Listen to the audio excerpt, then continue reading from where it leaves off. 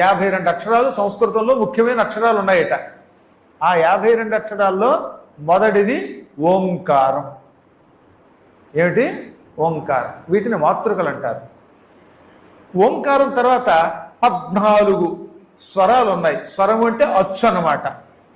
అచ్చులు మొత్తం ఎన్ని? 14.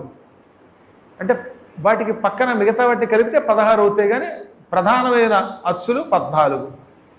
33 హల్లులు. అక్కడికి ఎన్ని అయ్యాయి? ఓంకారము ప్లస్ 14 కలిస్తే 15, 15ను 33 కలిస్తే 33 హల్లులు కలిస్తే 33 10 43 48. అనుస్వారము, విసర్గ, జిహ్వామూలీయము, ఉపధ్మానీయము ఈ 4. అక్కడికి 48 4 52 అక్షరాలు. వీటిని మాతృకలు అంటారు.